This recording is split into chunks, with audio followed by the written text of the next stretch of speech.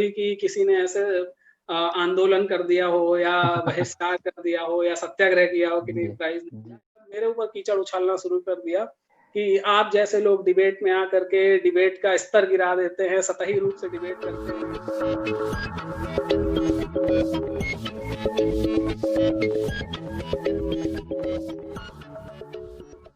नमस्कार, मैं हूँ दिग्विजय और आप देख रहे हैं तर्क ज्ञान। इस तर्क ज्ञान पर बहुत सारे वक्ताओं को आपने सुना है और आज भी आप एक बड़े वक्ता को सुनेंगे। बड़े वक्ता से कहने का मेरा मतलब ये है कि अभी तक जिन भी वक्ताओं को आपने सुना है और लगभग मैं उन्हें उनके साथ मैंने डिबेट भी की है। यहाँ तक कि सुमित पांडे भैया के साथ भी एक डिबेट करने का मुझे मौका मिला कि वो उस कॉम्पिटिशन में वो शामिल थे और मैं भी वहाँ प्रतिभागी के रूप में था। लेकिन आज जिस व्यक्ति और जिस वक्ता से हम बात करेंगे, उनको मैं जो है कि सिर्फ़ एक निर्णायक के तौर पर जानता हूँ, निर्णायक के तौर पर प्रतियोगिताओं में मिला, लेकिन इसके अलावा जो है कि बहुत ज़्यादा जानकारी नहीं है। लेकिन इतनी जानकारी है कि दिल्ली विश्वविद्यालय में एक बड़े नाम है और दिल्ली विश्वविद्यालय के वाद-विवाद प्रतियोगिताओं में इनका नाम अमूमन ख़ास तौर पे हम लोग जानते थे, आज की जो पीढ़ी है वो नहीं जानती है। तो इसलिए आज का जो वीडियो होने जा रहा है वो बहुत ही रोचक और ख़ास तौर पे जो नए डिबेटर्स हैं उनके लिए मैं कहूँ कि एक अलग तरीके का होने जा रहा है क्योंकि आपको लगेगा कि मतलब हम ऐसे व्यक्ति के बारे में जान रहे हैं या ऐसे व्यक्ति को समझ रहे हैं या सुन रहे हैं कि उनको हम जानते नहीं हैं, नाम भी नहीं से शायद सुना होगा लोगों ने। तो शुरू करते हैं आज के इस वीडियो को और इस वीडियो को शुरू कर रहा हूँ और आप सभी से अनुरोध ये कि वीडियो को पूरा ज़रूर देखें क्योंकि अगर आप चर्चा सुन रहे हैं, तो पूरा पूरा सुनेंगे तभी आपको कुछ पता चलेगा और तभी आप उससे कुछ सीख पाएँगे। तो शुरू करते हैं इस वीडियो को। सबसे पहले अनुराग पांडे भैया आपका बहुत-बहुत स्वागत है तर्क ज्ञान पर। धन्यवाद दिग्विजय। जी, बहुत तो अच्छा लगा इतने दिनों बाद आपसे बातचीत करके। जी, और एक बात और बता दूँ कि तर्क ज्ञान पर जो संसदीय वाद-विवाद प्रतियोगिता ऑनलाइन आयोजित मैंने की थी, उसमें अनुराग पांडे भैया ने भागीदारी की थी और आप उस वीडियो को भी जाकर देख सकते हैं। और तो अनुराग भैया सबसे पहले हम शुरू करेंगे कि खैर मुझे नहीं पता कि आप दिल्ली विश्वविद्यालय में कब आपने दाखिला लिया, कैसे आपने डिबेट का सफ़र शुरू किया? तो प्रश्न यहीं से शुरू करते हैं कि दिल्ली विश्वविद्यालय में आपने दाखिला कैसे लिया? किस वर्ष में लिया और किस कॉलेज में लिया? दिग्विजय दिल्ली विश्वविद्यालय में दाखिला लेने का मतलब जैसे बहुत से स्टूडेंट्स ऐसे रहते हैं जो दाखिला लेते हैं किसी भी विश्वविद्यालय में या किसी भी कॉलेज में, वो पहले से कुछ सोच के रखते हैं कि मुझे इस विश्वविद्यालय में पढ़ना है या इस कॉलेज में पढ़ना है। जी, मेरी ऐसी कोई प्लानिंग नहीं थी। मैं जी, दिल्ली विश्वविद्यालय में अपने दाखिला लेने को एक अकस्मात हुई घटना मानता हूँ, क्योंकि जी, मेरी इच्छा थी इंजीनियरिंग करने की। मैं 12वीं में साइंस स्ट्रीम का विद्यार्थी था और मैंने बहुत सारे जैसे हर 12वीं का साइंस स्ट्रीम का स्टूडेंट फॉर्म भरता है, जी, आईआईटी, एआईट्रिपल ई, यूपी सीट चूँकि मैं यूपी से था, तो ऐसे ही मैंने भी एआईट्रिपल ई का जब फॉर्म भरा तो उसमें सेंटर दिल्ली डाल दिया कि हाँ, दिल्ली घूम आएँगे। किसी बहाने जी, एग्ज़ाम देंगे, दिल्ली घूम आएँगे। फिर मैं दिल्ली आया, यहाँ पे मेरे चाचा जी रहते थे, उनके साथ रहा, तो उन्होंने मुझे सजेस्ट किया कि तुम दिल्ली विश्वविद्यालय से ही पढ़ाई कर लो अगर इंजीनियरिंग में एडमिशन नहीं लेना है या बहुत अच्छी रैंक नहीं आती है। तो मैंने जी, चूँकि मेरा एक सपना था, मैं इलाहाबाद के पास में एक ज़िला है कौशाम्बी, वहाँ से हूँ। तो एक हुँ, ये था कि मुझे वहाँ पे Motilal Nehru national institute of technology है इलाहाबाद में, तो मेरी बड़ी इच्छा थी वहाँ से इंजीनियरिंग करने की। लेकिन चूँकि उतनी अच्छी रैंक नहीं आई, वहाँ पे एडमिशन नहीं मिला, तो फिर मुझे लगा बीएससी करना ही ठीक रहेगा। तो इसलिए चूँकि मेरे 12th में परसेंटेज इतने थे कि मैं नॉर्थ कैंपस से किसी भी कॉलेज में एडमिशन ले सकता था। हुँ, लेकिन दिमाग में एक उस कॉलेज का नाम छप गया था Motilal Nehru national institute of technology, तो फिर मैंने जी, यहाँ के मोतीलाल नेहरू का जो एक नॉस्टैल्जिया था, उसकी वजह से मैंने मोतीलाल नेहरू कॉलेज में साउथ कैंपस में एडमिशन लिया। जी, तो मतलब इस तरह से मेरा दिल्ली विश्वविद्यालय में प्रवेश हुआ और फिर आगे जी, जिस किस तरह से किस वर्ष में किस वर्ष में? मैंने सन 2006 में बीएससी फर्स्ट ईयर में एडमिशन लिया था और जी, 2009 में मैं ग्रेजुएट हुआ हूँ दिल्ली विश्वविद्यालय से। जी।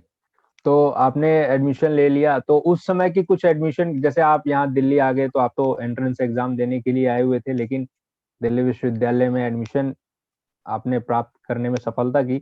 लेकिन और उस समय जो है कि कैसी परिस्थितियां थी, किस तरीके से एडमिशन होते थे, थोड़ा उस प्रोसेस के बारे में बताएं कि आपने कैसे भाग दौड़ की या फिर आसानी से एडमिशन हो गया, बहुत ज्यादा दिक्कत नहीं? नहीं, उस समय क्या था, टेक्नोलॉजिकल एडवांसमेंट उतना नहीं था, लेकिन ये था कि दिल्ली के सभी कॉलेजेस के लिए एक कॉमन प्रोस्पेक्टस और एक कॉमन फॉर्म होता था। तो उसमें मैंने प्राथमिकता के आधार पर आपको कॉलेजेस सेलेक्ट करने पड़ते थे कि आप किस किस कॉलेज में अपना एडमिशन ले सकते हैं। अगर आप कट ऑफ उस पर्टिकुलर कॉलेज की कट ऑफ को आप मीट कर पाते हैं, तो आप उस समय, जैसे अभी आजकल भी है वैसे ही उस समय भी व्यवस्था थी, बस ये था कि अब आजकल शायद फॉर्म ऑनलाइन हो गए हैं और ऐसा करके ऑनलाइन? मैं फिर हर कॉलेज में जाके, जिस भी कॉलेज में आपको एडमिशन लेना होता था, आपको विजिट करके वहाँ का फिर फॉर्म भर करके फीस वीस जमा करके और फिर एडमिशन लेना होता था। तो हालाँकि बहुत ज़्यादा कोई मुझे मुश्किल नहीं आई, क्योंकि मेरा पहले से तय था। अगर मुझे ये चयन करना होता कि मुझे किस कॉलेज में एडमिशन लेना है, तो फिर मैं भटकता कि हाँ, इस कॉलेज में जाऊँ या कुछ अच्छा, सीनियर से बात करूँ। लेकिन मेरे दिमाग में पहले से था कि मुझे मुझे मोतीलाल नेहरू कॉलेज में पढ़ना है। अब अच्छा। हो सकता है कि रेट्रोस्पेक्ट में देखा जाए तो ये कह सकते हैं कि नहीं, आपके परसेंटेज इतने थे तो नॉर्थ कैंपस के कॉलेजेस जाना। पर मुझे लगता है कि आदमी की पढ़ाई में या उसके व्यक्तित्व के विकास में कॉलेज का थोड़ा बहुत योगदान रहता है, लेकिन उसकी अपनी मेहनत का ज़्यादा योगदान रहता है। तो फिर जी, मुझे ऐसे कॉलेज से जी, बहुत ज़्यादा फ़र्क नहीं पड़ता था कि किस कॉलेज में जी, एडमिशन लेना है। मोतीलाल नेहरू कॉलेज में मैंने लिया एडमिशन। जी। तो कॉलेज में आपने एडमिशन तो ले लिया, लेकिन जैसा आप बता रहे हैं कि आप तो इंजीनियर बनना चाहते थे, तो आप जो है यहाँ आ गए ग्रेजुएशन करने के लिए। फिर उसके बाद मैं ये पूछना चाहता हूँ, डिबेट में एंट्री लेने वाला जो सवाल है कि डिबेट में कैसे आए? क्या स्कूल में कभी मतलब इस तरीके की गतिविधियों में आपने भागीदारी की थी कि चलिए साइंस में, क्योंकि सुमित पांडे जी ने कहा कि साइंस उन्होंने पढ़ी, लेकिन साइंस पढ़ने के साथ-साथ उन्होंने मतलब वो दिल से डिबेटिंग सोसाइटी तो जॉइन करना ही चाहते थे, लेकिन इसलिए उनका एक रीज़न ये भी था कि चलो साइंस से थोड़ा समय मिलेगा दिमाग को रिफ्रेश करने के लिए, डिबेटिंग सोसाइटी एक अलग तरीके की गतिविधि होगी। तो ऐसा कुछ आपके साथ था? क्या आपने पहले स्कूल में डिबेटिंग या पॉपुलर एक्टिविटीज़ में भाग लिया था? नहीं, स्कूल मेरा एक्चुअली उत्तर प्रदेश के एक बहुत ही पिछड़े जिले का एक सरकारी स्कूल था, तो वहाँ पे इस तरह की जी, कोई गतिविधियाँ होती नहीं थी। मतलब हम लोग अमूमन मतलब स्कूल जाते भी नहीं थे। मेरी स्कूल में बहुत ज़्यादा अटेंडेंस भी नहीं थी, स्कूल घर के पास था तो जाते थे, फिर 1-2 पीरियड अटेंड करके उसके बाद वापस घर आ जाते थे, खेलते-कूदते रहते थे। तो इस तरह की कोई गतिविधि वहाँ पे मैंने कभी की नहीं। जी, लेकिन ये था कि हाँ, पढ़ाई के प्रति थोड़ा-सा रुचि थी, रुझान था। तो जब यहाँ पे आए और मौका मिला ये देखने के लिए कि हाँ, वाद-विवाद प्रतियोगिता या भाषण प्रतियोगिता या कविता प्रतियोगिता, ये सारी चीज़ें यहाँ पे होती हैं, तो ऐसा लगा जी, अंदर से, इच्छा है कि हाँ, इसमें भागीदारी किया जाए। हालाँकि मैं आपको एक चीज़ बता दूँ, जैसे सुमित पांडे ने बोला कि उनको साइंस से बचने के लिए उन्होंने इन सब चीज़ों के लिए किया कि ताकि माइंड थोड़ा रिफ्रेश हो। मेरे साथ समस्या ये थी कि मेरे पास डिबेट या इस तरह की गतिविधियों में भाग लेने का ज़्यादा समय नहीं था। हालाँकि मैं रुचि बहुत रखता था, लेकिन ज़्यादा हुँ, समय इसलिए था क्योंकि मैंने बीएससी फर्स्ट ईयर में एडमिशन लेने के बाद जैसे ही फर्स्ट ईयर मेरा कंप्लीट होने को था, मैंने साथ हुँ, में चार्टर्ड अकाउंटेंसी यानी सीए का कोर्स शुरू कर दिया था पैरेलली ही। अच्छा, तो अच्छा, अब मेरा जो समय था वो 2 जगह में विभाजित हो गया। साइंस का कोर्स था तो प्रैक्टिकल वगैरह ये सब करने पड़ते थे, फिर उसके बाद मैं सीए की कोचिंग वगैरह के लिए जाता था, तो मेरे पास डिबेट करने का बहुत ज़्यादा समय बचता नहीं था, तो इसलिए मैंने बहुत ज़्यादा डिबेट्स नहीं किए हैं। लेकिन ये है कि हाँ, जितनी हुँ, भी की हैं मतलब अपने मन से की हैं। वो मेरी कोई वैसी मजबूरी नहीं थी कि मुझे साइंस से या किसी और चीज़ से जी। रुचि ना होने के कारण मैं उधर आ रहा हूँ, ऐसा नहीं था। मतलब मैंने अपनी जी, अ, तो मन पर इच्छा से डिबेट्स किए हैं। जी, तो उस समय मोतीलाल नेहरू कॉलेज में डिबेटिंग सोसाइटी या डिबेट के कल्चर की क्या स्थिति थी? आपने कुछ अनुभव किया होगा 2006-7 में? हाँ, मुझे अच्छी तरह से याद है कि उस समय मोतीलाल नेहरू कॉलेज में जो डिबेट की कोई ऐसी सोसाइटी, ऑर्गेनाइज़्ड सोसाइटी नहीं नहीं थी। इनफैक्ट हुँ, उस समय कुछ ऐसा उस ऐसी व्यवस्था भी नहीं थी कि अगर दूसरे कॉलेजेस से इन्विटेशन आता है या कहीं किसी कॉलेज ने प्रतियोगिता रखी है, उसकी जानकारी मिलती है, तो उसमें किस प्रतिभागी को भेजा जाएगा, कितने लोग कॉलेज से हुँ, जाएँगे, उनको अप्रूव करने के लिए कॉलेज में क्या प्रोसेस रहेगा, ऐसी कोई व्यवस्था नहीं थी। किसी को भी जी, पता चलता था कि हाँ, वो अमुक कॉलेज में डिबेट हो रही है, तो वो कॉलेज से सर्टिफ़िकेट बनवाने के लिए जो कल्चरल सोसाइटी के इंचार्ज जो अध्यापक रहते थे, उनके पास जाके वो लेटर, रिकमेंडेशन लेटर टाइप से कुछ बनवाता था और उसके बाद चला जाता था। अगर ऐसी कोई रिक्वायरमेंट उस कॉलेज की रहती थी, अगर नहीं रहती थी तो सिंपली आई कार्ड के बेसिस पे वो चला जाता था। तो ऐसी कोई ऑर्गेनाइज्ड और स्ट्रक्चर्ड व्यवस्था नहीं थी कि किस तरह से डिबेट्स आयोजित की जाएँ या कहीं और आयोजन है तो प्रतिभागियों को भेजने के लिए क्या क्राइटेरिया जी, रहेगा, कौन जी, जाएगा, ऐसी कोई व्यवस्था नहीं थी उस समय। जी। तो ख़ैर मुझे नहीं पता कि डिबेटिंग सोसाइटी कब वहाँ पर ऑर्गेनाइज़ तरीके से मोतीलाल नेहरू कॉलेज में आई। लेकिन मेरा सवाल ये है कि ठीक है आपके पास समय चूँकि साइंस वालों के पास ज़ाहिर तौर पर समय बहुत कम होता है क्लास फिर उसके बाद प्रैक्टिकल और उनके पास समय जो है बिल्कुल नहीं बचता है, क्योंकि थोड़ा आराम भी तो करना होता है। लेकिन आपने डिबेटिंग जो शुरू की उसका जो है कि पहला डिबेट आपने दिल्ली यूनिवर्सिटी के किस कॉलेज में किया और उसका क्या एक्सपीरियंस रहा? क्योंकि आप पहले ऐसी किसी गतिविधि में भाग नहीं लेते थे स्कूल में, तो किस तरीके से अपने आप को आपने मतलब दिमाग को फ्रेम किया, अपने आप को तैयार किया, चलो इस डिबेट में चलते हैं और वहाँ गए और आपने वहाँ पर अपने वक्तव्य रखा या डिबेट की या जो भी बात की, तो उसका अनुभव क्या है? अ, मैं फर्स्ट ईयर में था जब पहली बार इस तरह के एक आयोजन में मुझे भाग लेने का अवसर मिला। ये डिबेट आयोजित की गई थी जानकी देवी मेमोरियल कॉलेज में, जेडीएमसी कॉलेज में साउथ कैंपस में था। तो हम अपने कॉलेज में रिकमेंडेशन लेटर बनवाने के लिए टीचर के पास गए जो कल्चरल सोसाइटी के इंचार्ज थे। तो उन्होंने कहा हुँ, कि विषय क्या है? तो विषय मैंने बताया, विषय ये था कि उस समय एक संजय दत्त की मूवी आई थी लगे रहो मुन्ना भाई।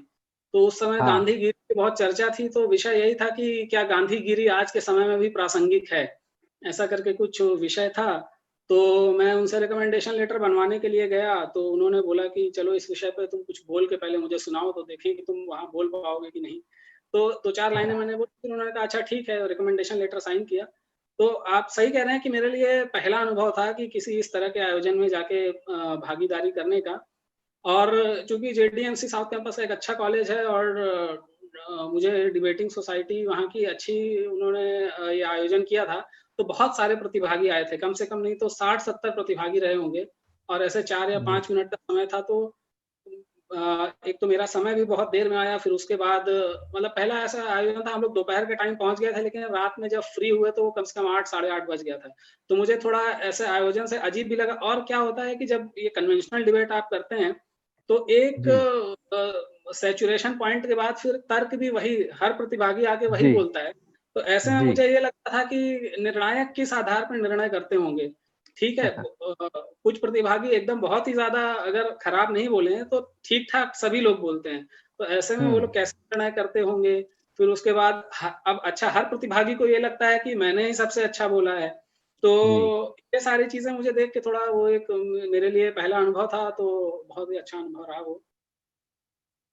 तो आपने जब वहाँ पर वक्तव्य दिया तो आपको मतलब कुछ ऐसा लगा कि हाँ ठीक है, अब यहाँ से ये शुरुआत हुई है अब आपने दूसरों को देखकर लगा होगा कि हाँ, ऐसे बोलना चाहिए और जब आपने बोल दिया होगा, फिर बाद में रियलाइज़्ड होता है कि हाँ ठीक है, हमने ये ऐसा बोला है, आगे से हम ऐसा बोलेंगे, इम्प्रूवमेंट करेंगे। तो ऐसा वहाँ पर आपको लगा? मैं जब जेडीएमसी में ये वाली डिबेट करने गया अपनी पहली डिबेट, तो हुँ, संयोगवश मैं जहाँ बैठा था वहीं पे बगल में एक और प्रतिभागी बैठा हुआ था। तो हुँ, उनसे मेरी बातचीत शुरू हुई तो उन्होंने कहा आप कहाँ किस कॉलेज से हो? तो मैंने बोला कि मोतीलाल नेहरू कॉलेज से। तो उन्होंने कहा अरे हुँ, मैं भी मोतीलाल नेहरू कॉलेज से हूँ। अच्छा, तो फिर मैंने कहा कि भई ये तो मेरी पहली डिबेट है, मुझे पता नहीं कैसे क्या होता है और हुँ। उनका नाम अ क्या था? मैं बताता हूँ, तो उन्होंने कहा कि देखो मैंने तो अपने विद्यालय में, अपने स्कूल में बहुत सारी ऐसी मतलब प्रतियोगिताओं में भाग लिया हुआ है और हुँ, कुछ नहीं ऐसे स्टेज पे जाना है कॉन्फिडेंस के साथ जो तुम्हारे विचार हों उस पे बोल देना है और इन सब चीज़ों में ऐसे हुँ, तुम रट के कुछ नहीं जा सकते हो मतलब पहले से बस विचार बना सकते हो फॉर और अगेंस्ट में हुँ, जिसमें भी बोलना है। तो हुँ, हालाँकि मेरा उनसे कभी कॉलेज में इंटरेक्शन नहीं हुआ था लेकिन वहाँ जाके डिबेट में पहली बार इंटरेक्शन हुआ, फिर उसके आगे हमारी बहुत अच्छी दोस्ती हो गई। उनको आप भी जानते हो शशांक भारद्वाज उनका नाम है। जी, जी। तो जो है मतलब कि एक तरह से मुझे गाइड करने का काम किया है जहाँ तक डिबेटिंग की बात है। तो हुँ, आगे भी काफ़ी प्रतियोगिताओं में मैंने उनके साथ में टीम बना कर के पार्लियामेंट्री डिबेट्स में प्रतिभागिता की। तो मतलब कि जी। एक अच्छा सहयोग मिला। और फिर स्टेज पे जाकर के बोलने के बाद ऐसा लगा कि हाँ, मतलब कि इन प्रतियोगिताओं में भाग लेना आपके व्यक्तित्व में और निखार लाता है। आप थोड़ा-सा प्रखर होते हैं, आपको स्टेज फ़ियर नहीं होता है, या आप की पब्लिक स्पीकिंग स्किल्स अच्छी होती हैं। तो ये सारी जी, चीज़ें मतलब कि मुझे ऐसा लगा कि हाँ, ये मेरी पर्सनैलिटी को और ज़्यादा इम्प्रूव कर सकती हैं, या किसी की भी जी, पर्सनैलिटी को ये सारी चीज़ें ज़्यादा इम्प्रूव कर सकती हैं। जी, निश्चित तौर पर हम सभी ये मानते हैं कि अगर आप डिबेट करते हैं, पब्लिक स्पीकिंग करते हैं या काव्य पाठ करते हैं, मतलब स्टेज पर आप जो है अपने आप को अभिव्यक्त करते हैं, चाहे वो किसी भी माध्यम से करते हों, तो वो आपके व्यक्तित्व को निखारता ही है। और कॉलेज में आजकल तो मतलब आप जब 2006 में आए थे तो उस समय इतना डिबेटिंग नहीं फैला हुआ था, लेकिन आजकल तो डिबेटिंग जो है सिखाई जाती है, बोली और तमाम लगभग सभी कॉलेजेस में फैल गई है। अ, तो सवाल यही डिबेट से ही है कि जब आप डिबेट आपने करना शुरू किया तो पहली डिबेट के बाद आपको बहुत कुछ सीखने को मिला ही है और आपको एक पार्टनर भी एक मित्र से जान-पहचान भी हो गई। तो आपके लिए इतना ये सरल हो गया कि चलिए अब हम अकेले नहीं हैं डिबेट में जाने के लिए, अब हमारे साथ एक और व्यक्ति है तो हम टीम में जा सकते हैं। तो उसके बाद मैं ये पूछना चाहता हूँ कि उस समय क्या निरंतर बहुत सारी डिबेट्स होती थी कि आज यहाँ डिबेट है, आज वहाँ डिबेट है? जैसा आपने अनुभव किया होगा 2013-14 में कि बहुत सारी डिबेट्स होती हैं। आदमी एक इधर कर रहा है, फिर उधर कर रहा है। तो उस समय क्या मतलब ठीक है, मोतीलाल नेहरू कॉलेज में ऑर्गेनाइज़ सोसाइटी नहीं थी, लेकिन जो इन्फॉर्मेशन थी, जो सूचनाएँ थी डिबेट की, क्या इतनी भरमार थी उस समय कि यहाँ पर डिबेट है, वहाँ पर डिबेट या एकाध डिबेट ही होती थी? नहीं, दिग्विजय, जैसा मैंने बताया कि उस समय टेक्नोलॉजिकल एडवांसमेंट इतना नहीं था। मतलब जैसे आज हुँ, के दिन में आपके पास व्हाट्सएप ग्रुप्स होते हैं, उस समय बहुत से लोगों के पास ऐसे फ़ोन भी नहीं हुआ करते थे। बहुत से स्टूडेंट्स ऐसे थे जिनके हुँ, पास फ़ोन भी नहीं होते थे। तो उस समय सूचनाओं का एक ही ज़रिया होता था कि आपके कॉलेज की जो वॉल होती थी, उसपे पोस्टर्स लगे होते थे कि हाँ, यहाँ पे इस कॉलेज में डिबेट है और उसका ये विषय है। तो इस तरह से सूचना मिलती थी, या अगर डिबेटर्स की नेटवर्किंग थी, एक दूसरे के पास नंबर था, तो किसी कॉलेज में अगर कुछ ऐसा आयोजन होने जा रहा होता तो वहाँ की सोसाइटी के कुछ लोग फ़ोन करके बता देते थे कि ऐसा आयोजन जी, होने जा रहा है, तो आप पार्टिसिपेट कर सकते हैं। लेकिन जो प्राइमरी सोर्स रहता था इन्फॉर्मेशन का, वो वही पोस्टर्स रहते थे। और नोटिस हम बोर्ड। अब जब आयोजन होते थे तो हम लोग भी जा के कॉलेजेस में पोस्टर्स चिपकाते थे। उनकी कल्चरल सोसाइटी में चिपकाते थे, बाहर जो कॉमन वॉल रहती थी स्टूडेंट यूनियन की, वहाँ पे चिपकाते थे, ताकि ज़्यादा से ज़्यादा लोगों तक इन्फॉर्मेशन पहुँच सके। और इसी तरह से जी, हमें भी इन्फॉर्मेशन मिलती थी कि हाँ, उस कॉलेज में डिबेट है, अमुक कॉलेज में डिबेट है, ऐसे करके इन्फॉर्मेशन ऐसे होती थी। आज की तरह जैसे इन्फॉर्मेशन बम्बार्डमेंट है कि जैसे ही कहीं हुँ, होता है तो फेसबुक पे, व्हाट्सएप पे सब सर्कुलेट हो जाता है कि उस कॉलेज में डिबेट है। जी, ऐसा नहीं होता था उस समय। तो जी, बहुत ज़्यादा कॉलेजेस की डिबेट छूट भी जाती थी। दूसरी बात ये है कि जो यातायात के साधन थे, जैसे आज हुँ, मेट्रो से आप नॉर्थ कैंपस और साउथ कैंपस के बीच की दूरी बहुत ज़्यादा कम हो गई है। हुँ, मतलब अगर आप मेट्रो यूज़ करते हैं, जी, उस समय बस ही एक साधन था, जिससे आप जा जी, सकते थे। ऑटो अफ़ोर्ड नहीं कर सकते थे हमारे जैसे कॉमन स्टूडेंट्स, तो बस ही एक साधन था। तो बस की जो यात्रा थी वो डेढ़ 2 घंटे साउथ कैंपस से नॉर्थ कैंपस में जाने लगता था, बहुत एग्ज़ॉस्टिंग होती थी। तो इसलिए बहुत सारी डिबेट भी छोड़ दी जाती थी। इसलिए भी बहुत सारी डिबेट नॉर्थ कैंपस वाली छोड़ दी जाती थी कि यार, वहाँ पे जाने में 2 घंटे जाने में लगेगा, फिर 2 घंटे वापस आने में लगेगा, फिर 5-6 घंटे डिबेट में बैठेंगे तो पूरा दिन ऐसे जी। निकल जाएगा। तो इस तो तरह एक की डिबेट करेंगे तो पूरा दिन ही और साइंस से आप हैं तो भई पूरा दिन मतलब एक डिबेट में जाना पूरा दिन डिबेट को ही देना मतलब बिल्कुल। था। और फिर जी, उसमें शरीर थका देने वाली भी बात रहती थी, क्योंकि बस में बहुत ज़्यादा टायरिंग जर्नी होती थी। बसें उस समय की, अगर आप किसी से बात करेंगे तो उस समय ब्लू लाइन और ये डीटीसी की जो बसेस रहती थी, इतनी क्राउडेड रहती थी, क्योंकि मेट्रो का इतना जो आज नेटवर्क फैल गया है, वो उस समय नहीं था। तो बहुत जी, ज़्यादा सोचना पड़ता था कहीं दूर के कॉलेज के बारे में जाने के बारे जी, में सोचना पड़ता था, अगर जी। ऐसी कहीं अच्छा दूर जा। ठीक, तो इसी से सवाल ले लेते हैं जैसे मान लीजिए दूर का कॉलेज है और अच्छा प्राइज़ मनी भी है और अच्छा डिबेट का टॉपिक भी है और हम कहें कि एक चल वैजयंती प्रतियोगिता है। तो वहाँ पर अगर दूर है तो भी जाते थे? हाँ, मतलब कि दूर जाने के लिए कुछ मोटिव तो होना चाहिए कि अगर जी, प्राइज़ मनी अच्छा है, या वो कॉम्पिटिशन इतना अच्छा है कि वहाँ पे अगर अपने आप को प्रूव कर पाएँ, तो थोड़ा नाम मिलता था, शोहरत मिलती थी। तो हाँ, इस तरह का कोई मोटिव रहता था, या तो मॉनेटरी टर्म में ऐसा कोई आपके पास उद्देश्य है, मोटिव है, या फिर नॉन मॉनेटरी टर्म्स में इस तरह की कुछ ऐसे है कि हाँ, उसको जीतने से एक आपका मतलब सीवी अच्छा बनता है कि हाँ, आपने ये जी, प्रतियोगिता जी, जीती हुई है। तो इस वजह से अगर इस तरह का कोई मोटिव है तो जाने के बारे में सोचते थे हम लोग। तो जी। मतलब कि हाँ, आपका ये कहना सही है कि हाँ, इस तरह की कोई प्रतियोगिता होती थी तो जाने का मन करता था। अच्छा, एक एक बड़ा इंटरेस्टिंग सवाल ये भी है और आजकल के डिबेटर ज़रूर जानना चाहेंगे कि उस समय जो प्राइज़ मनी थी, वो कैसी होती थी? कम, ज़्यादा, कितने रुपए? क्योंकि आजकल तो प्राइज़ मनी आप समझिए कि अगर आप 10-12 डिबेट जीत जाएँ, अच्छी खासी डिबेट हम कहें कि औसतन डिबेट भी अगर आप जीत जाएँ, तो आप अच्छी खासी धनराशि कमा सकते हैं। हुँ, हुँ, हुँ। नहीं, अब देखिए समय के हिसाब से तो ये चेंज आया है, लेकिन आप उसको इन्फ्लेशन से भी जोड़ सकते हैं कि अब आज की जी। जो धनराशि है, उसको अगर इन्फ्लेशन जो डिनोमिनेटर है, उससे कन्वर्ट करेंगे तो हो सकता है उस समय भी उतनी धनराशि रही हो।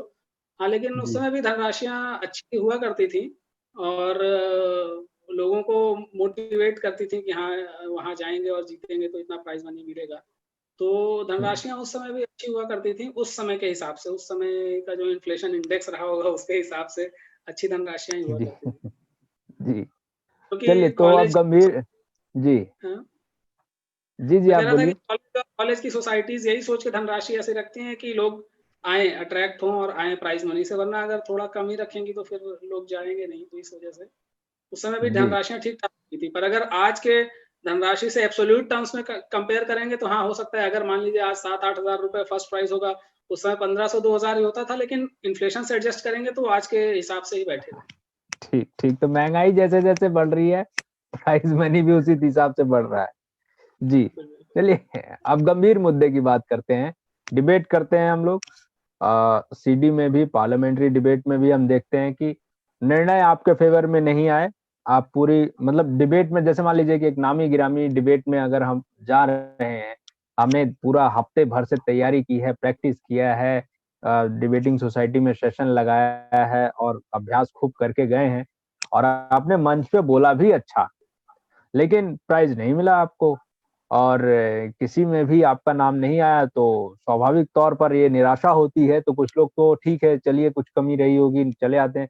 लेकिन कुछ लोग होते हैं जो वहाँ अड़ जाते हैं कि हमें कैसे पुरस्कार नहीं मिला और जिसको मिला क्योंकि वहाँ पर अमूमन लोग बैठकर सुनते हैं कि जिसको प्राइज़ मिल रहा है, उसने कैसा बोला है।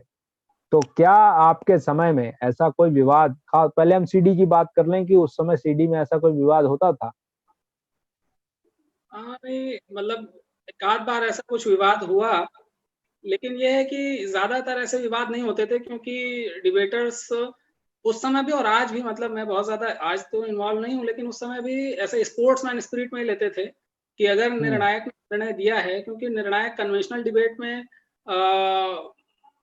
जब जजमेंट करते हैं तो एक थोड़ा-सा उनको रिसेंसी एरर होता है कि अगर उन्होंने कोई डिबेट बहुत क्योंकि 60-70 प्रतिभागी बोलते हैं, तो जी, को ये याद नहीं रहता कि हाँ, सब बहुत पहले वाले प्रतिभागी ने क्या बोला है, तो उनको तुरंत जी, में ये निर्णय लेना होता है। तो कभी-कभार थोड़ा-बहुत गलती हो सकती है, लेकिन उस समय भी और आज का मुझे पता नहीं पर उस समय लोग स्पोर्ट्समैन स्पिरिट में जजमेंट्स को लेते थे कि अगर ठीक है, उनको लगा क्योंकि सबको ये लगता है कि मैंने बहुत अच्छा बोला। अपने जी, को कभी-कभार अंदर से लग जाता है कि हाँ यार, आज दिन अच्छा नहीं गया, लेकिन जनरली यही लगता है कि हाँ, मैंने बहुत हुँ, अच्छा बोला था और सबको ये उम्मीद रहती है कि पुरस्कार तो मुझे मिलेगा। चाहे कोई-सा भी मिले। लेकिन अगर जी, नहीं मिलता है तो उसको उसी तरह से स्पोर्ट्समैन स्पिरिट में लिया जाता था उस समय।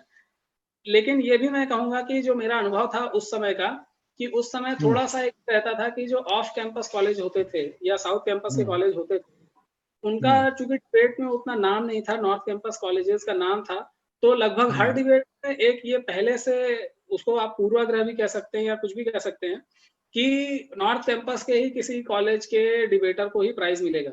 ऐसा मतलब अच्छा, कि पहले अच्छा, से लेकिन फिर भी लोग प्रतियोगिता में जाते थे, भाग लेते थे, हुँ, क्योंकि साउथ कैंपस या ऑफ कैंपस कॉलेजेस में सोसाइटीज़ उतनी अच्छी नहीं होती थी, उनके यहाँ आयोजन नहीं होता था, डिबेटर्स उतना ज़्यादा प्रैक्टिस नहीं करके आ पाते थे, बोल नहीं पाते थे, तो ऐसा नॉर्थ कैंपस के कॉलेजेस में जो डिबेटर्स थे, तो ऐसा लगता था कि हाँ, प्राइज़ उनको ही मिलेगा।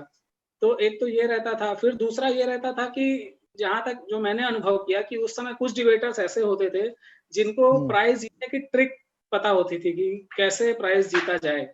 अच्छा। जैसे एक एक सज्जन थे, वो क्या करते थे कि जाते थे मंच पे बोलने के लिए, तो बोलना शुरू करने से पहले जो 3 निर्णायक डायस पे बैठे रहते थे, उनसे कहते हाँ। थे कि सर क्या मैं थोड़ा पानी पी सकता हूँ? तो वो उन्हीं की बोतल से लेकर के पानी पीते थे, ताकि निर्णायक उनको नोटिस करे। मतलब कुछ एक अच्छा। ऐसा अनयूजुअल सा कर देना ताकि निर्णायक आपको नोटिस कर ले। फिर जी। उसके बाद आप अच्छा बोलते हैं, मतलब ऐसा नहीं कि वो अच्छा नहीं बोलते थे, बोलते हाँ, हाँ। अच्छा थे, लेकिन फिर इस तरह की कुछ ट्रिक्स भी करते थे ताकि निर्णायक उनको अलग से नोटिस करे।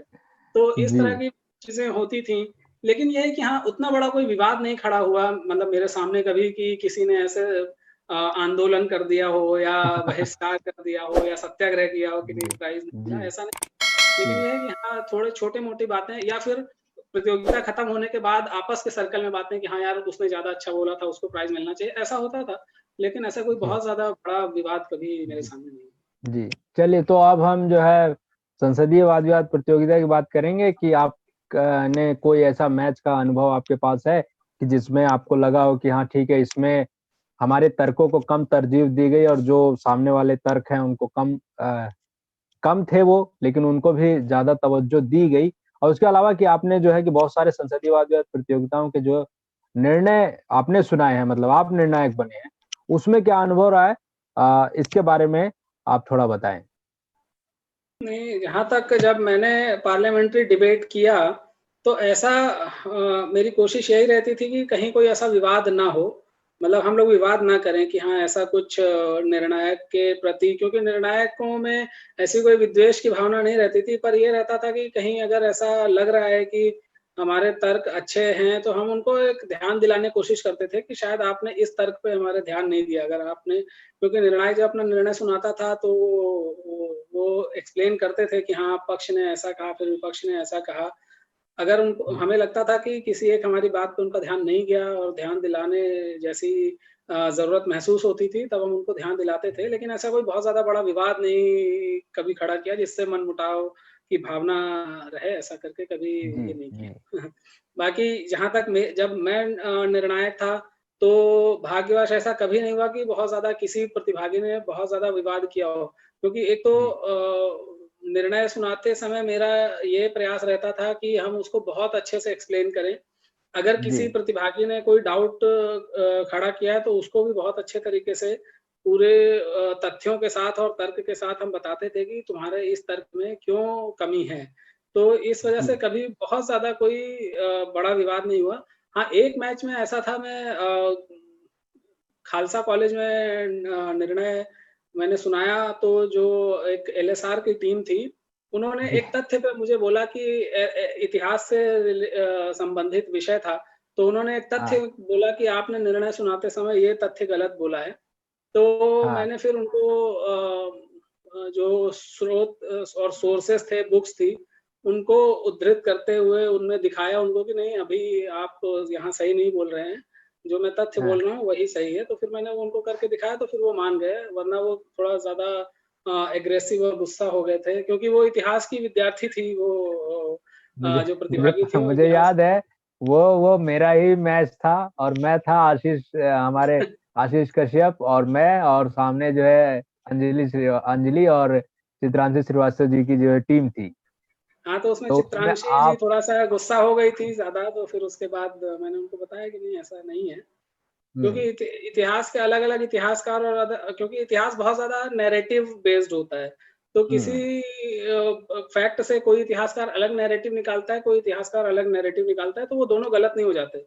तो जी, मैंने उनको समझाया था, फिर पता नहीं उनको समझ में आया या नहीं आया। मैंने अपनी तरफ से पूरी कोशिश की थी, लेकिन उसके अलावा कोई जी, किसी मैच में मैंने डिबेटिंग सर्किट के जो आजकल के बड़े-बड़े नाम हैं, उनको एडजुडिकेट किया है, लेकिन कभी ऐसा किसी ने तो मतलब सब लोग हुँ, सहमत ही दिखे निर्णय से और उन्होंने सम्मान के साथ स्वीकार किया। जी, जी। चलिए तो अब आप अपने अनुभव के आधार पर जो नए डिबेटर्स हैं, चूँकि आपके समय में कोई आक्रामकता नहीं थी और शांति से विवाद निपट जा विवाद खैर मैं कहूँ कि विवाद होते ही नहीं थे जैसा आप बता रहे हैं।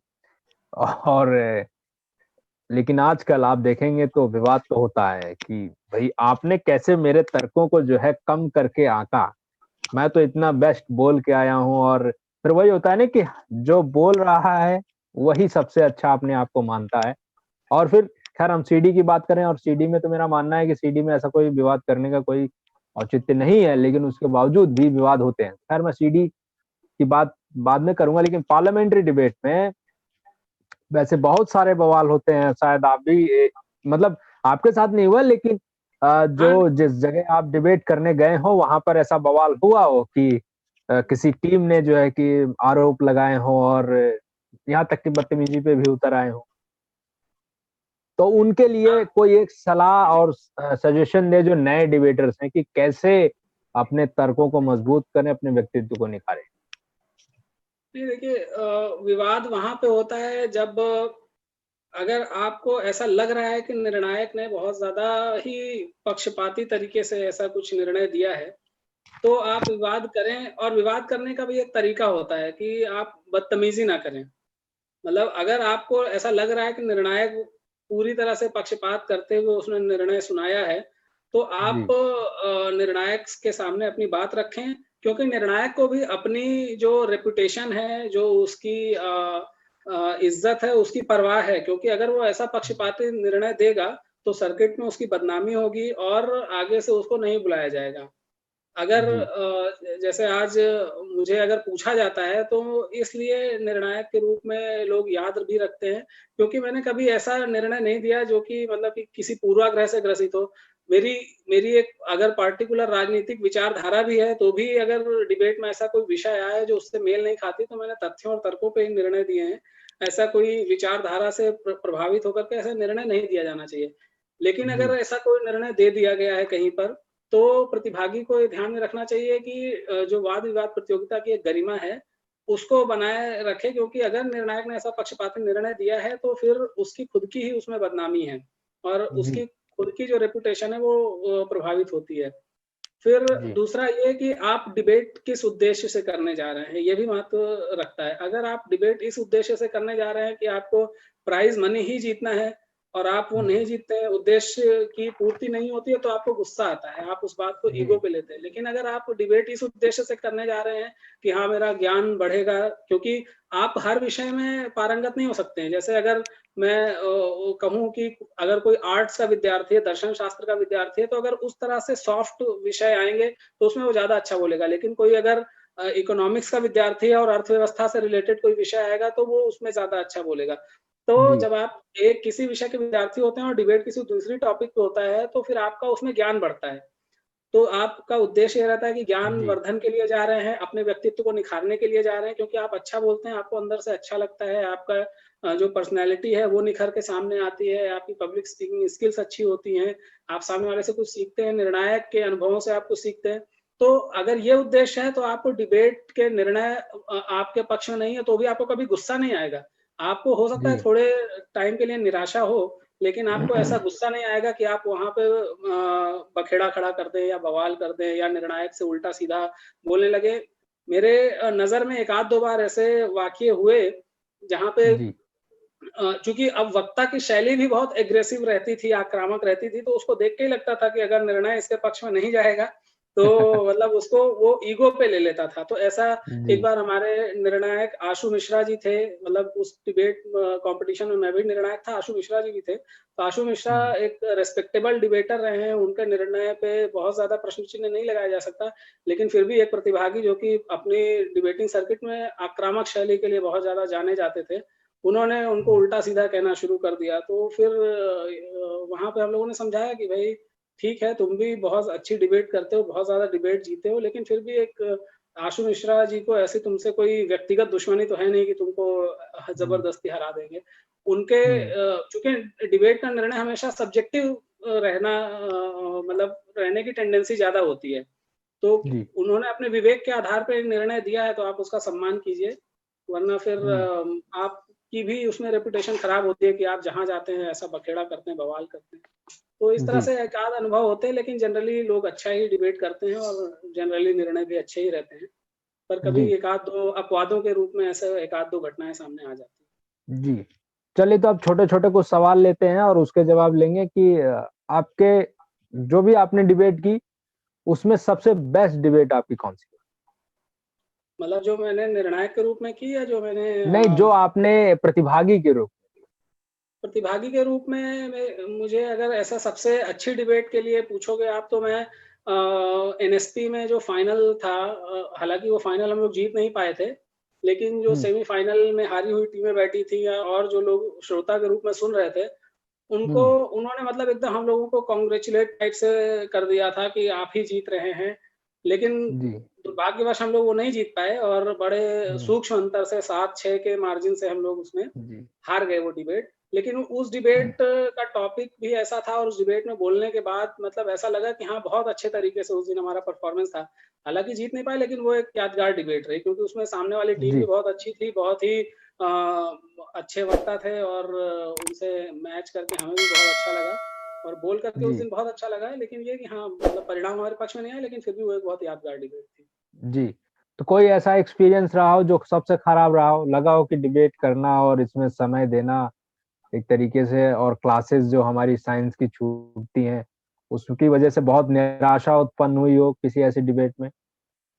नहीं, दिग्विजय, मेरे साथ ये था ना कि मेरी प्रायोरिटीज़ क्लियर थी उस समय भी। मैंने बहुत ज़्यादा आप कन्वेंशनल डिबेट इसीलिए नहीं की, क्योंकि मुझे वो टाइम वेस्ट लगता था। क्योंकि कन्वेंशनल डिबेट में जाना-आना, फिर उसमें समय देना, टाइम तो मैंने अपनी जो जी, उस समय है, मैंने अपने ग्रेजुएशन की पढ़ाई और सीए की पढ़ाई उसको तरजीह दी और डिबेट जी, में बहुत ज़्यादा पार्टिसिपेट नहीं किया। जब मेरा ग्रेजुएशन पूरा हो गया और फिर मैं जब लॉ फैकल्टी में एलएलबी करने के लिए गया, उस समय मैंने फिर जी, दोबारा से डिबेट्स टेक हुँ, अप की और उस समय फिर पार्लियामेंट्री डिबेट्स ज़्यादा करता था, क्योंकि उसमें निर्णायक को आपको सुनने का भी मौका मिलता है और आप हुँ, ज़्यादा देर तक बोलने का भी मौका मिलता है। कन्वेंशनल डिबेट में उतना टाइम भी नहीं मिलता है बोलने का। जी, तो जी, मेरा उद्देश्य ये था कि मैं ज़्यादा से ज़्यादा बोलूँ, इसलिए मैं ज़्यादा जी, पार्लियामेंट्री डिबेट करता था। खराब जी, एक्सपीरियंस की अगर बात करें, तो एक बार कन्वेंशनल डिबेट में इंद्रप्रस्थ कॉलेज में डिबेट थी और एक हुँ, महानुभाव ये विवाह पे डिबेट थी कि प्रेम विवाह और जो अरेंज्ड मैरेजेज़ होती हैं, उनमें से कुछ तुलनात्मक उसका कुछ ऐसा डिबेट था, विषय था। तो हुँ, वो जो है, जो अरेंज्ड मैरिज है, उनके फ़ायदे गिना रहे थे, जो पारंपरिक विवाह व्यवस्था है उसकी। तो हुँ, जब प्रश्न के रूप में मैंने उनसे प्रश्न पूछ लिया कि उन्होंने ऐसा बोला कि प्राचीन भारत में ऐसी प्रेम विवाह की कोई व्यवस्था नहीं थी, ऐसा करके उन्होंने कुछ बोला। तो मैंने उनसे बोला कि अगर ऐसा आपको लगता है कि प्राचीन भारत में नहीं थी कोई व्यवस्था, तो गंधर्व हुँ, विवाह के बारे में आप क्या कहेंगे? गंधर्व विवाह क्या था? जी, तो जी, उनको लगा कि हाँ, उनसे गलती हो गई, तो उन्होंने जवाब देने की बजाय मतलब मेरे ऊपर कीचड़ उछालना शुरू कर दिया कि आप जैसे लोग डिबेट में आकर के डिबेट का स्तर गिरा देते हैं, सतही रूप से डिबेट करते हैं और ऐसे-वैसे कर। तो मैंने उनसे यही कहा कि आप मेरे प्रश्न का उत्तर दे दीजिए, बाकी मैं कैसे डिबेट करता हूँ या कैसे नहीं करता हूँ, वो तो निर्णायक तय करेंगे। आप मेरे जी, प्रश्न का उत्तर दे दीजिए। तो मुझे इस तरह के अनुभव खराब लगते थे, जब आप पर्सनली किसी चीज़ में किसी को पर्सनली उसकी इमेज को टार्निश करने लगते थे।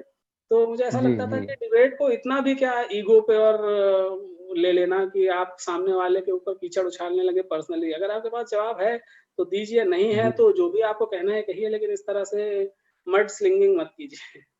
जी, जी। चलिए तो आपने डिबेटिंग खैर लॉ फैकल्टी में आने के बाद से ही आपने भले से अपने आप को डिबेटर के तौर पे विस्तार किया हो, तो डिबेटिंग सर्किट को आप जानते हैं और डिबेटिंग सर्किट आपको भी जानती है, तो अगर आपको मौका मिले, तो डिबेटिंग सर्किट में एक छोटा-सा या एक बदलाव अगर आपको करने को कहा जाए, तो क्या करेंगे? डिबेटिंग सर्किट में बदलाव करने में यही मैं सुझाव दूँगा कि जब आयोजन आप लोग करें, मतलब जो भी हुँ, डिबेटिंग सर्किट आयोजन करें, तो उसको थोड़ा व्यापक तौर पे करें। मतलब कि अभी क्या होता है कि जो कॉलेजेस की पहुँच है, वो बहुत हुँ, आपस में ही वो करा लेते हैं। मतलब कि तो उससे डिबेटर्स को ये नहीं पता लगता है कि हाँ, बाकी जो यूनिवर्सिटीज़ हैं या बाकी कॉलेजेस हैं, उनमें किस तरह की हुँ, डिबेट्स होती हैं। हालाँकि इस हुँ, बीच में जब मैं अपने टाइम से पार्लियामेंट्री डिबेट में और अभी का कंपैरिज़न करूँ, तो बहुत सारी चेंजेज़ आए हैं। लेकिन यही एक सुझाव है कि उसका जो विस्तार है, उसको थोड़ा-सा बढ़ाना चाहिए और जी, दूसरी यूनिवर्सिटीज़ को, दूसरे कॉलेजेस को भी एंगेज करना चाहिए। और विषय जो जी। है वो इस तरह से रहे कि विषय ऐसे रहे कि जो थोड़ा-सा प्रैक्टिकल हो, मतलब कि बहुत ज़्यादा यूटोपियन विषय उठा लेना कि उसमें बहस की कोई गुंजाइश ही ना रहे।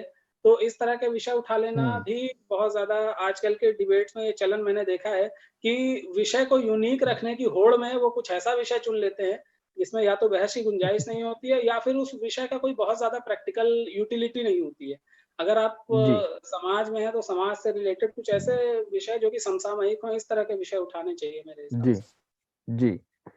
चलिए अनुराग भैया आपका बहुत-बहुत धन्यवाद। लेकिन उससे पहले मैं एक सवाल और पूछना चाहूँगा कि तर्कज्ञान ने जो ये विशेष पहल चला रखी है कि आप जैसे अनुभवी वक्ताओं को बुलाया जाए और सुना जाए ताकि आने वाले जो डिबेटर्स हैं उनको पता चल सके कि जैसे मुझे भी नहीं पता कि आपके समय में डिबेट खैर मुझे आज ये पता चला कि जब आप आए थे तो एक organise society Motilal Nehru college में नहीं थी। तो ऐसी बहुत सारी चीज़ें हमें पता चल रही हैं और जो आपने जो है कि एक्सपीरियंस अपना इतना गिनाया, तो ये जो सुनने का मौका हमें तर्कज्ञान पर मिल रहा है, इसके बारे में आप क्या कहेंगे?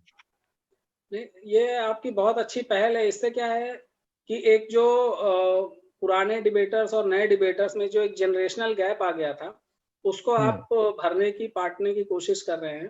तो ये बहुत ही अच्छा है। मतलब जो नए डिबेटर्स हैं, उनके बारे में तो हमको फ़ेसबुक से या ऐसे जो ग्रुप्स बने हुए हैं फ़ेसबुक पे उनसे जानने का मौका मिल जाता है। लेकिन जो हालाँकि वो भी कभी उन्होंने निर्णायक के तौर पे कहीं मुझे देखा होगा, इसलिए वो फ्रेंड रिक्वेस्ट या ऐसे करके भेज करके फ़ेसबुक पे जुड़े तो हुए हैं, लेकिन बहुत ज़्यादा जी, पुराने डिबेटर्स के बारे में जानते नहीं हैं या उनके अनुभवों के बारे में जानते नहीं हैं। तो हुँ, इस तरह से आपने जो हमारे अनुभवों को उनसे साझा करने का प्रयास किया है, तो इससे वो थोड़ा और जानेंगे और हुँ, हो सकता है अगर थोड़ा बहुत कुछ अगर उनको सीखने का भी ऐसा लगे कि कुछ वो सीख सकते हैं, तो ये भी हमारे लिए भी गौरव की बात होगी। जी, बस। निश्चित तौर पर जितने भी सीनियर डिबेटर्स यहाँ बोल रहे हैं और जो लोग जूनियर्स यहाँ सुन रहे हैं, वो लोग बहुत सारी चीज़ें सीखेंगे ही। क्योंकि मेरा मानना है अभी देखिए अभी कोरोना काल चल रहा है तो डिबेट उस तरीके से नहीं हो रही है। लेकिन जो-जो सीनियर डिबेटर यहाँ बोलकर जा रहे हैं, बताकर जा रहे हैं, अपने अनुभव साझा करके जा रहे हैं, जब ये प्रैक्टिकली जब सारी चीज़ें नॉर्मल हो जाएँगी और डिबेट्स होनी शुरू होंगी, तो निश्चित तौर पर जो यहाँ पर आप लोग बता रहे हैं, उसका प्रयोग डिबेटर्स ज़रूर करेंगे। तो बहुत-बहुत धन्यवाद अनुराग भैया, आपने व्यस्त समय में हमारे लिए और सभी डिबेटर्स के लिए समय निकाला। इसके लिए आपका बहुत-बहुत धन्यवाद। चलो धन्यवाद दिग्विजय, तुमने मुझे प्लेटफ़ॉर्म दिया और अपने अनुभवों को साझा करने का जो मौका दिया उसके लिए तुम्हारा भी बहुत-बहुत धन्यवाद और तर्क ज्ञान को मेरी विशेष शुभकामनाएँ। आप जो काम कर रहे हैं, जो जी, पहल आपने की है बहुत अच्छी है। इसी तरह प्रयास करते रहिए और तर्क ज्ञान को और ऊँचाइयों पर ले जाइए। जी। तो जितने भी लोग इस वीडियो को देख रहे हैं, एक ही अनुरोध कि डिबेटर्स तक पहुँचाएँ, अनुभवों को सुनें और जितने भी और वीडियोज़ मैंने बना रखी हैं, वो सभी आप सुनें क्योंकि निश्चित तौर पर जब आप पुराने डिबेटर्स को सुनते हैं, तो उनके अनुभव जो होते हैं कहते हैं कि अनुभव दुनिया में सबसे मूल्यवान अगर हम कहें कि चीज़ है, तो वही है क्योंकि अगर आप किसी का अनुभव सुनकर उससे कुछ सीख लें, तो ये कहते हैं कि आपने बहुत ही थोड़े समय में बहुत ज़्यादा सीख लिया क्योंकि एक्सपीरियंस मैटर करता है। आपने बहुत बार सुना भी होगा कि अनुभव बड़ी चीज़ है। चलिए तो आप सभी लोग इस वीडियो को ज़रूर साझा करें। किसी भी प्रकार का प्रश्न, जिज्ञासा रखते हैं या कोई टिप्पणी करना चाहते हैं, कमेंट बॉक्स में लिखें और निश्चित तौर पर उस पर प्रतिक्रिया दी जाएगी। बहुत-बहुत धन्यवाद। मिलेंगे बहुत ही जल्द किसी अन्य वक्ता के साथ, किसी अन्य डिबेटर के साथ, किसी अन्य वीडियो। धन्यवाद।